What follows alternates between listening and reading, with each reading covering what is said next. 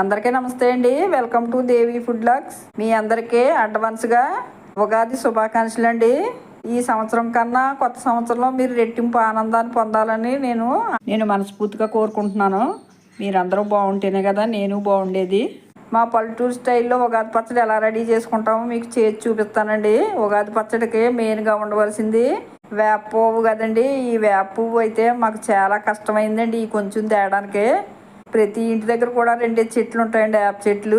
పొలంలో కూడా చాలా వేప చెట్లు ఉంటాయి. మా పల్లెటూరులో అయితే కట్టలు కట్టలు తెచ్చుకుని మేము వేప పువ్వు శుభ్రం చేసుకుంటాం. అసలు ఈ సంవత్సరం వేప పువ్వు అన్నదే కనిపించలేదండి. ఎందుకంటే ఒక నెల ముందే ఈ పూత పూసేసింది. ఇప్పుడు కరెక్ట్గా ఉగాది వచ్చే టైంకి పూత అంతా ముదిరిపోయి కాయల కింద మారిపోయిందండి. అసలు ఎక్కడ పూత లేదండి. ఇప్పుడు చాలా కష్టం మీద మా ఇంటి దగ్గర చెట్టుకే ఎక్కడో ఒక కొమ్మ ఉందండి ఈ పూత. చాలా కష్టంగా ఈ కొంచెం కోసాము మీకు వీడియోలో చూపిందామని. మేము నిజంగా ఉగాది రోజుకి మాకు ఉంటుందో లేదో కూడా చెప్పలేము. చూడండి, ఉగాది పచ్చడికి మెయిన్గా ఉండవలసింది వేప పువ్వు, మామిడికాయ, అరటిపళ్ళు, కొబ్బరికాయ, బెల్లం, కారం, ఉప్పు, చింతపండునండి. 6 రుచులు కదా. ఈ 6 రుచులు కంపల్సరిగా ఉండాలి. సంవత్సరానికి ఒక రోజైనా ఈ 6 రకాలు ఒకేసారి ఉగాది పచ్చడిలో తినటం వల్ల మనకి చాలా మంచిదండి ఆరోగ్యానికి. ముందుగా మనం వేప కొమ్మల నుంచి ఈ రెల్లల్ని వేరు చేయాలండి. ఈ రెల్లలు వేరు చేసిన తర్వాత ఈ రెల్లల నుంచి ఈ పూతనే మొగ్గనే వేరు చేయాలి. 2 వేరు చేసిన తర్వాత వచ్చిందండి ఇదంతానే.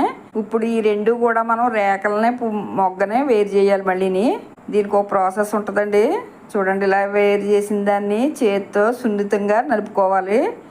ఇలా నలుపుకోవటం వల్ల రేక మొగ్గ వేరవుతుందండి. చూసారా, గట్టిగా నలపకూడదు. అసలు గట్టిగా నలిపామంటే మొగ్గ చిదిగిందంటే చేదు ఎక్కువ వచ్చేస్తుంది. మొగ్గ చితకకుండా మొగ్గని రేకని వేరు చేసిన తర్వాత ఇలా చెరుక్కోవాలండి. ఇలా చెరిగామంటే చేటతో కానీ పళ్ళుతో కానీ చెరిగామంటే రేక తేలిగ్గా ఉంటుంది కదండి. మనకి కింద పడిపోద్ది రేక. ఆ బరువుగా ఉన్నదంతా మొగ్గ ఏమో పళ్ళులో ఉండిపోద్ది. ఇలాగే వేరు చేసుకోవాలండి. ఇలా వేరు చేసుకుంటాం వల్ల మనం ఉగాది పచ్చడిలో ఈ రేక వేసుకుంటే చేదు అన్నది ఉంటుందండి. పిల్లలు ఇష్టంగా తింటారు. ఆ మొగ్గ కానీ వచ్చిందంటే చేదు విషం కింద రెడీ అయిపోతుంది ఆ పచ్చడి అంతానే. మనం పంటి కింద కానీ ఒక మొగ్గ కానీ పడిందంటే అసలు పచ్చడి అంతా రుచి మారిపోతుంది. అందుకనే రేకని మొగ్గని ఇలా వేరు చేయాలి. చూడండి, రేక కింద ఉన్నది ఈ మొగ్గ అంతా పళ్ళులో ఉండిపోయింది. ఎంత వేస్ట్ వచ్చిందో చూసారా. మా చిన్నప్పుడు అమ్మమ్మ నానమ్మలు అయితే ఈ మొగ్గ వేసేసిపోరండి. చూడండి, మొత్తం మీద మనం వేప పువ్వు రెడీ చేసుకున్నాం కదా, ఎంత తక్కువ వచ్చిందో చూసారా. పెద్ద గింతో రెడీ చేసుకునేవాళ్ళం అండి ఇలాంటిది. ఈ పువ్వు ఈ సంవత్సరం ఇంత బంగారంలాగా కుంకుమ పువ్వులా రెడీ చేసుకోవాల్సి వచ్చింది. ఏం చేస్తామండి, రోజులు అలా మారిపోతున్నాయి. చిన్నప్పుడు ఈ వేప పువ్వు పచ్చడిని బిందుతో రెడీ చేసేవారండి. ఒక అరటికాయలు వేసేసి పెద్ద నిమ్మకాయ సైజు అంత చింతపండు తీసుకుని ఈ చింతపండుని 2-3 సార్లు బాగా కడిగేసుకున్న తర్వాత కొత్త చింతపండు అండి, ఉట్టులతో సహా ఒక పెద్ద నిమ్మకాయ సైజు అంత అయితే సరిపోతుంది. ఎక్కువ చింతపండు పడదండి. వేప పచ్చడిలోని చింతపండు మునిగే వరకు నీళ్ళు వేసుకుని చింతపండుని నానబెట్టుకోవాలి. ఒక జ్యూస్ చేసుకుని జార్ తీసుకుని ఇందులో చక్కెరకేళి అరటిపళ్ళు వేసుకోవాలండి. ఈ అరటిపళ్ళు చాలా తీయగా ఉంటాయండి.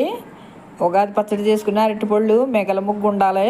పచ్చిగా ఉండకూడదండి. పచ్చిగా ఉన్నాయంటే మనకి ఎగుటి వచ్చేసినట్టు ఉంటుందండి, కండ్ర వచ్చినట్టు. అసలు బాగోదు పచ్చడి. అరటిపళ్ళు బాగా మనం మిగల ముగ్గున అరటిపళ్ళే తీసుకోవాలి ఉగాది పచ్చడికి. ఈ చక్కెరకేళి అరటిపళ్ళు అయితే చాలా బాగుంటుంది. ఆ జ్యూస్ కూడా మంచి రుచిగా ఉంటుందండి. అందుకనే చక్కెరకేళి అరటిపళ్ళు తీసుకోవాలి. 6 అరటిపళ్ళు తీసుకున్నాను. 6 అరటిపళ్ళకి చిన్న గిన్నెలో సకానికి బెల్లం తీసుకోవాలి. మీరు తినే తీపిని బట్టండి, కావాలంటే కొంచెం ఎక్కువ వేసుకోవచ్చు. నేనైతే అరకప్పు బెల్లం వేసాను 6 అరటిపళ్ళకి.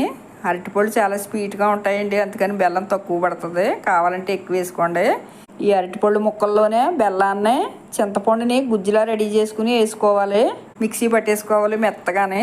మంచి జ్యూస్లా వస్తుందండి. చాలా తొందరగా పని అయిపోతుంది మనకి ఈ మిక్సీలో వచ్చిన తర్వాత. నా చిన్నప్పుడు అయితే అమ్మాళ్ళనే పిసుకుతా కూర్చునేవారండి 1 గంట సేపు.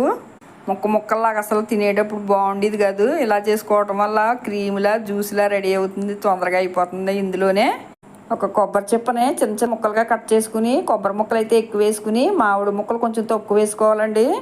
పులుపు ఎక్కువగా ఉంటాయి కదండి మామిడి ముక్కలు, అందుకని రుచికి సరిపడా సాల్ట్, ఒక 1/2 చెంచా పచ్చికారం, ఇందులో గుప్పుడు శనగపప్పు వేసివ్వరండి వేపింది.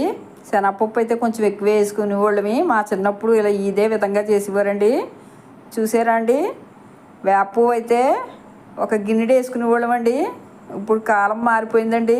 వేప పువ్వు దొరకట్లేదు కదండి. ఒక చిటికెడు వేసాం. చాలా కొత్తగా ఉంది ఇలా తక్కువ వేయటం వల్ల. ఇవన్నీ వేసేసిన తర్వాత బాగా కలిపేసుకోవాలి. నా చిన్నప్పుడు అమ్మాళ్ళు ఇదే విధంగా చేసేవారండి. నేను మిక్సీలో చేసాను తప్ప వాళ్ళు పిసికివారు అరటిపళ్ళని. ఎంత మెత్తగా పిసికినా అరటిపళ్ళు ముక్క ముక్కలాగా ఉండిపోయాయండి. లాస్ట్లో మళ్ళీ కొంచెం వేపుని శనగపప్పు వేసి కొంచెం వేపు వేసారంటే ఉగాది పచ్చడి రెడీ అయిపోయినట్టే అండి. మా పల్లెటూరి ఉగాది పచ్చడి ఇదే విధంగా చేసేవారు మా చిన్నతనంలోని. ఇప్పుడు మేమైతే పిల్లలు ఇష్టంగా తింటలేదు కదండి. అందుకనే ఫ్రూట్స్ డ్రై ఫ్రూట్స్ కలిపి వేస్తున్నామండి. అప్పుడు పిల్లలు చాలా ఇష్టంగా తింటారు.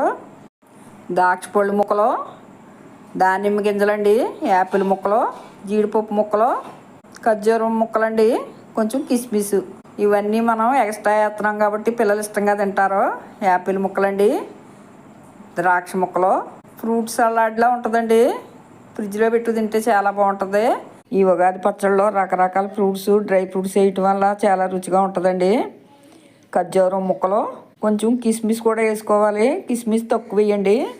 కిస్మిస్ కూడా వేసేసిన తర్వాత జీడిపప్పు పలుకులండి చిన్న చిన్న ముక్కలుగా కట్ చేసుకుని వేసుకోవాలి. మనం తినేటప్పుడు చాలా రుచిగా ఉంటాయి. పంటికి తగిలేయంటేని సగం ఉంచుకుని సగం దానిమ్మ గింజలు కూడా వేసేసుకోవాలండి. ఇప్పుడు బాగా కలిపేసుకోవాలి. ఇప్పుడు మనకి చూడడానికి పలచగా ఉంటుందండి. కొంతసేపు మనం ఫ్రిడ్జ్లో పెట్టుకుంటాం కదా, అప్పుడు కొంచెం చిక్కబడుతుంది. ఈ ఉగాది పచ్చడికి చాలా కొత్త రుచి వస్తుంది. చాలా రుచిగా కూడా ఉంటుంది. చల్లగానే ఎంతో రుచిగా ఉండే ఉగాది పచ్చడి రెడీ అయిపోయిందండి. దేవుడికి పెట్టేసుకున్న తర్వాత దీన్ని ఫ్రిడ్జ్లో పెట్టేసుకున్నామంటే ఒక 4-5 రోజులు తినొచ్చండి. అసలు పాడవదు. ఫ్రూట్ సలాడ్లా ఉంటుందండి. వేప పచ్చడిలా ఉండదు. పిల్లలు చాలా ఇష్టంగా తింటారు.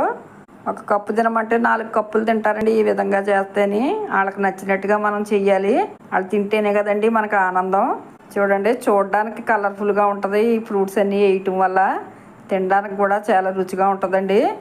మీరు కూడా ఒకసారి ట్రై చేయండి. మీ పిల్లలు కూడా చాలా ఇష్టంగా తింటారు.